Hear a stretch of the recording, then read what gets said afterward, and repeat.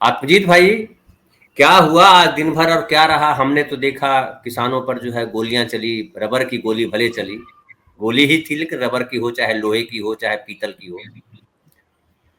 और उसके बाद जो है क्या हुआ? सरकार से मीटिंग भी लगातार हमने सुना चल रही है, क्या मीटिंग में क्या फैसला आया? ऐसा है, आज जो घटनाक्रम हुआ उसका थोड़ा सा विस्तार मैं आपको दे दूं कि आज सुबह जब मार्चिंग ऑर्डर्स हुए 10 बजे की शंभू बॉर्डर की तरफ जाना है, तो किसान जत्थेबंदियों ने कहा कि 11 बजे 11:30 बजे सब चल पड़े। जो लोग शंभू बॉर्डर के लिए थे वो शंभू बॉर्डर की तरफ फतेहाबाद से उन्होंने अपना कूच निकाला, क्योंकि ट्रैक्टर और लोग जो हैं वो कुछ पैदल भी जा रहे थे, कुछ ट्रैक्टरों पे जा रहे थे। तो उनको पहुंचने में 1 सवा बज गया, जब तक सरकार के हरियाणा पुलिस की रिजर्व फोर्स ने और हरियाणा पुलिस की कंपनियों ने उन पे आंसू गैस के गोले छोड़ने शुरू कर दिए, जबकि उस समय तक कोई भी ऐसा कदम किसानों ने नहीं उठाया था जिसपे उन पे अतिक्रमण किया जाता। और ये चीज जो है शाम को 6 बजे तक चलती रही, और कम से कम 2000 आंसू गैस के गोले जो हैं वो शंभू बॉर्डर पे छोड़े गए। जब 5:30 बजे किसान जत्थेबंदियों के स्वरण सिंह पंडेर और सुरजीत सिंह फूल जब मीडिया को एड्रेस कर रहे थे, तो पीछे ऐसे बमबारी हो रही थी जैसे गाजा पट्टी हो, और यमन में जैसे होतियों का आक्रमण हो गया हो या इराक पे अमेरिका का आक्रमण हो गया हो। मुझे ये समझ में नहीं आता कि इस सरकार किसानों से इतना डरी क्यों हुई है। किसानों से उन्होंने कुछ वादे किए, उन वादों को ये भूल गई। और ये वही मोदी सरकार है जो मोदी जी जब सीएम पैनल में थे कहते थे कि जो है एमएसपी पे गारंटी कानून के हिसाब से पेमेंट मिलनी चाहिए किसानों को, उनकी आय दुगनी होनी चाहिए। उसके बाद उन्होंने आय दुगनी का नारा भी दिया 2022 का, और फिर 2015 में सुप्रीम कोर्ट में हलफनामा दाखिल कर दिया, स्वामीनाथन कमीशन रिपोर्ट को लागू नहीं कर सकते। फिर उन्हीं को भारत रत्न दे दिया।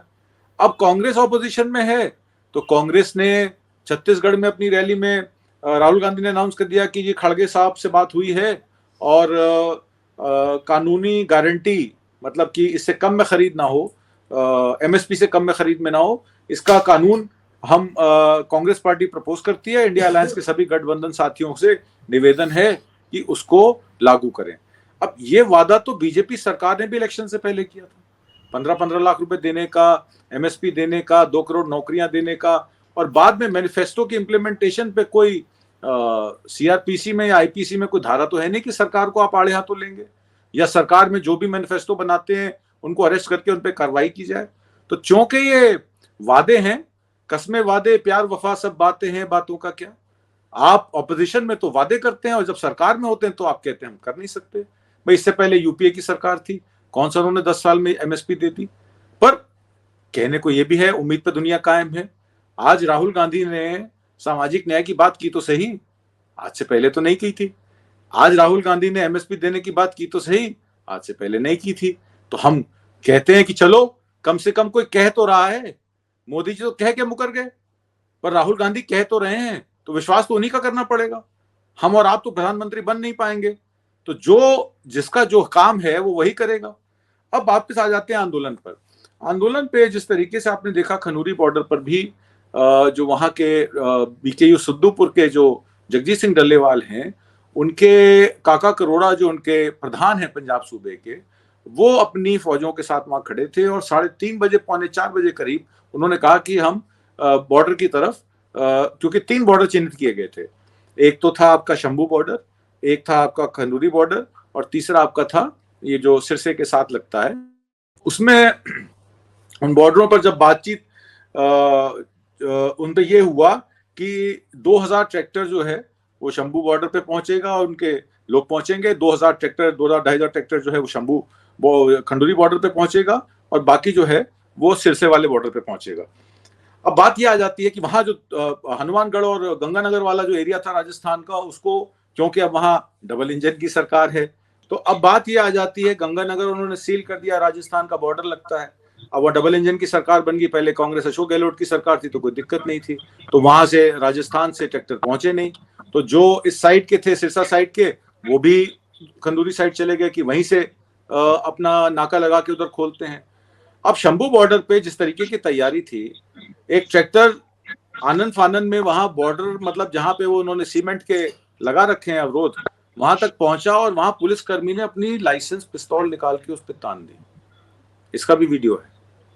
और जो वाटर कैनन का इस्तेमाल इस बार किया गया, उसमें एक चाइनीज मॉडल के हिसाब से उसमें एक नीली इंक डाल दी गई ताकि वो निशान मिटे ही ना, ये चिन्हित हो जाए गांव में कौन नीले में घूम रहा है। ओ आप समझ रहे हैं, ये देश के दुश्मन हैं, ये देश के कीटनाशक की दवाइयां पे मार रहे हैं, ये नीला पेंट और नीला कलर इन पे मार रहे हैं। रबड़ की गोलियां, शॉटगन से इतनी बड़ी बड़ी रबड़ की गोलियां, आपको याद होगा कश्मीर में भी चली थी। यस। और उस समय कहा गया था कि ये कश्मीर में रबड़ की बुलेट चली है, ये पहला मॉडल है, अभी इसका देखिए कहां कहां इस्तेमाल होता है। आज वही गोलियां किसानों पर चली। तब तो जब कश्मीर में चली तो देश का आतंकवादियों पे चला रहे हैं। मैंने कहा जब कश्मीर में चली तो इस देश का नागरिक नहीं बोला, उसको लगा आतंकवादी पे चल रही है। जब आर्टिकल 370 खत्म किया गया तो पंजाब के सीएम उस टाइम पे सुखबीर सिंह बादल थे, उन्होंने कहा बहुत अच्छा कदम है। भूल गए आप 1989 में अपना रेजोल्यूशन पास किए थे आनंदपुर में ऑटोनॉमी ऑफ स्टेट मांगने के लिए, सेंटर स्टेट रिलेशनशिप इंप्रूव करने के लिए आपकी स्टेट को ऑटोनॉमस बॉडी चाहिए। आप भूल गए कि नॉर्थ ईस्ट स्टेट्स में 371 धारा चलती है जिसके तहत वहां की सरकारें चलती हैं।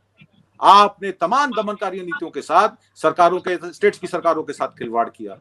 आपने कर्नाटक से किसान चले दिल्ली आंदोलन के लिए, आपने भोपाल में सोते हुए किसानों पे डंडे चलाए और उनको अरेस्ट कर लिया।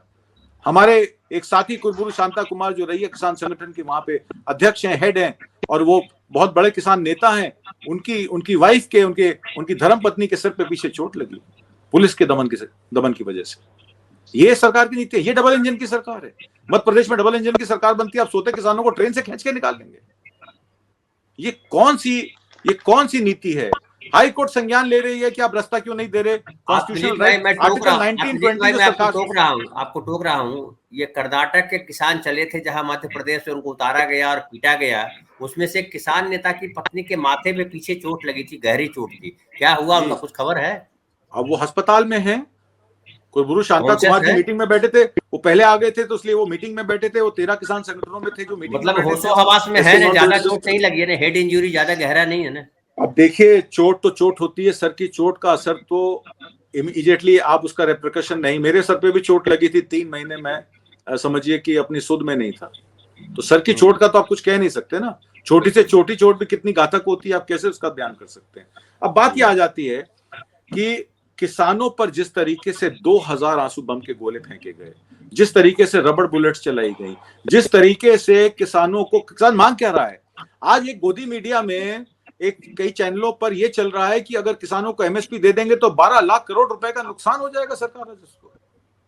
मैं आपको यह बताना चाहता हूं, और अनिल जैन जी इस बात का समर्थन करेंगे, एमएसपी पे खरीद होती कितनी है? 6% मात्र पूरे देश में। आपके बिहार में 1% खरीद भी नहीं होती एमएसपी पे। पंजाब और हरियाणा ही सिर्फ स्टेट है जिसमें 70% खरीद होती है। उत्तर प्रदेश में 13% खरीद नहीं होती है।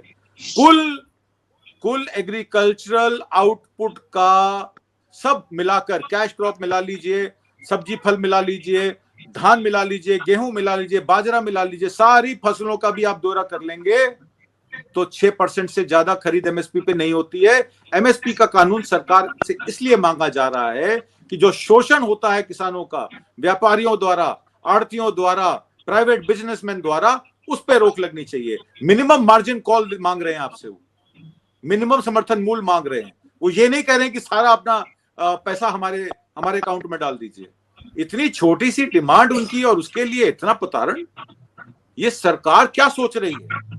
राम मंदिर बना के क्या ये देश की मालिक बन गई है? क्या ये देश की हिंदू हृदय सम्राट बन चुके हैं? एक बात उद्धव ठाकरे ने परसों कही थी, मुझे अच्छी लगी। उद्धव ठाकरे ने कहा हिंदुत्व से चूल्हा जले वो हमारा हिंदुत्व है, तुम्हारा हिंदुत्व तो घर चलाता है लोगों को। आप बिहार में 2 लाख शिक्षार्थियों की भर्ती की 17 महीने में तेजस्वी यादव ने मिलकर नीतीश कुमार की सरकार के साथ। आज वही शिक्षार्थी सड़क पर हैं। कल को आप उनकी 2 लाख नौकरियों के वो चिट्ठियां भी कैंसिल कर देंगे। ये तो इस तरफ किस तरफ जा रहे हैं हम? आप पहले कहते थे अघोषित इमरजेंसी है, मुझे तो ऐसा लग रहा है हमारे देश में घोषित इमरजेंसी है। और आप ही के बिकाऊ पत्रकार तमाम चैनलों पर जाके पता क्या कहते हैं ये षड्यंत्र है, ये अंदर की डील है, इसमें समझौतावादी संगठन शामिल नहीं है, तो ये षड्यंत्र की डील है। 3 मिनिस्टर कैसे चले गए? जो मणिपुर नहीं गए वो चंडीगढ़ कैसे पहुंच गए? यहां तक बात हुई। और उन्होंने ये भी कहा कि किसान आंदोलन के लोग ही जब एक साथ नहीं हैं तो ये आंदोलन किस बात का? ये तो पंजाब के उग्रवादी हैं, टेररिस्ट हैं, ये देश का विभाजन करना चाहते हैं, ये नरेशन चला रही है बीजेपी की ट्रोल आर्मी। शर्म आनी चाहिए इन सत्ताधीशों से, इन सत्ता में बैठे सम्राटों से, कि सम्राट अशोक का सम्राट साम्राज्य नहीं रहा था तो तुम्हारा सम्राट कहां से रहेगा? तुम तो लोकतंत्र की उपज हो, आज हो क्षण में खत्म हो जाओगे। कोई तुम्हारी समाधि पे जाके फूल माला भी नहीं चढ़ाएगा। गांधी को तो याद करते हैं ना हम। गांधी ने क्या कहा था? गांधी ने कहा था कि अपना रिलीजन को और स्टेट को अलग होना चाहिए। State has no religion. और इस सरकार ने क्या किया? इलेक्शन जीतते ही 2014 में जय श्री राम की उद्घोषणा कर डाली और स्टेट रिलीजन बना दिया हिंदुत्व को। ये सब उसी के परिणाम हैं।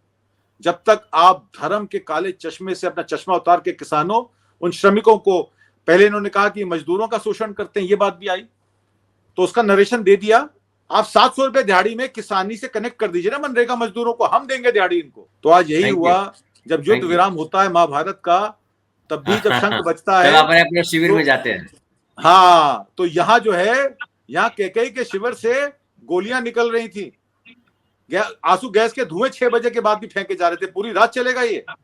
और ये किसानों ने कह दिया ये पहले दिन का युद्ध था, 40 दिन भी चलेगा, हम यहाँ से हिलेंगे नहीं। ये मैं आपको बता दे रहा हूँ।